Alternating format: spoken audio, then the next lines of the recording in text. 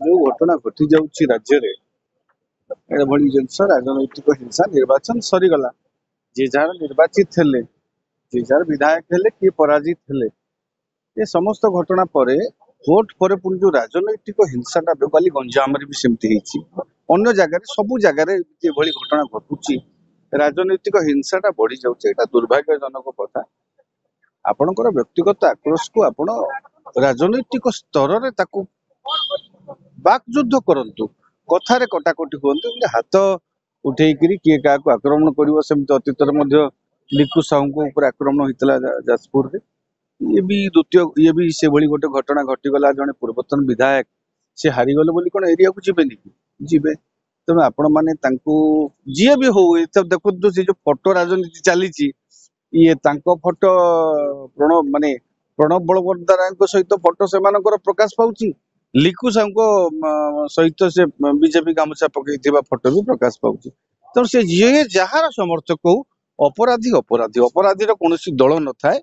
जो माने एभली आपण देखिथिबे लिकु साहू आक्रमण घटना रे किछि लोक गिरफ्त करागला किछि आईन पुलिस कार्यानुष्ठान नेला सेमति एई घटना रे मध्य जो माने संपृक्त वीडियो रे जो मानक आसुची चित्र सेमानकु तुरंत गिरफ्त करा जाऊ सेमानक विरोध रे कठोर कार्यानुष्ठान निया जाऊ एभली कार्यक्रम आदौ गणतंत्र रे स्पृहणीय नुहे हिंसा हिंसाटा माने आपण राजनैतिक हिंसाटा को प्रोत्साहन दिया न जाऊ एटा जीए जदि तांकर से जो कहउचंदी तांकर व्यक्तिगत कोन दल भितर असंतोष को लेकिन एमाने कहउचंदी नाइ लिकु साहू को समर्थक आक्रमण करचंदी से जहार भी थांतो सेही माननकु गिरफ करिकरी कठोर कार्यानुष्ठान निया जाऊ परवर्ती समय जेमिति एभली अघटन आ न घटिबो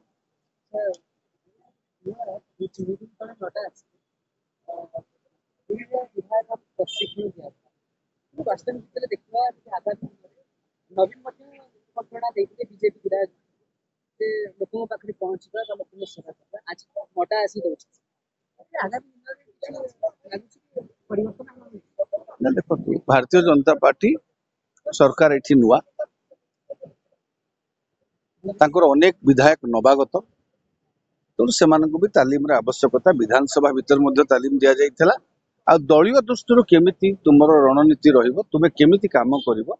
से अनुसार दल सभापति हिसाब से आसिक निजे तालीम देइचंती शिखैचंती केमिति तांकर सेटा भीतर कौन शिखैचंती सेटा तो पदा को आसुनी जहाँ जहाँ ऊपर वार्ता आसुची से माननकु कहिचंती लोकंक पाखकु जीवो लोकंक सहित रहिबो लोकंक पई काम करिवो सेमिति मध्य आगुरु मध्य नवीन बाबू मध्य तांको दलर नेतांको आह्वान दैथिले बोध हुए दलर नेता मैंने नेता आह्वान को ठिकणा भाव में क्यारी आउट करि पारले नाही जार परिणाम स्वरूप गत निर्वाचन से पराजय वरण कले सेमती वर्तमान नडा आसिक नडा जी जातीय सभापति से जो आसिक जो माने कथा शिखेकी जाइचंदी विधायक माननकु से माने तांको दल को केमिति आगे ने मुख्यतः तांकर से आलोचना हेइतला तालीम हेइतला दलीय दृष्टि कारण विधायक मानक तालीम तो विधानसभा दिया किंतु जो दलीय विधायक मानक जो बड़ी भाव काली तालीम दिया दलर संगठन दलर कार्यक्रम रे बा लोकन को पाखकु केमिति जीवे दलर ग्रहणीयता केमिति आगु को बढ़ेबे सेति पई तालीम दिया जाइछि जदि से माने तांको नेतांको कथा को ठिकणा भाव रे मानिबे ठिकणा भाव रे मानिकरी कार्यकारी करिवे तबे निश्चित भाव रे लोकन को द्वारा ग्रहणीय हेबे नहले पूर्व विधायक मान जब लोकन को द्वारा प्रत्याख्यात हेले एमाने प्रत्याख्यात हेबे तेणु नेतांकर कथा को मानिबा होउची नेता जो परामर्श दैचंती सेही अनुसार दलर विधायक माने काम करिवे दल तार सुफल पाइबे निश्चित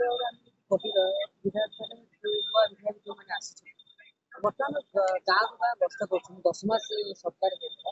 उन्नति ओडिशा क्षेत्र देखिले कौन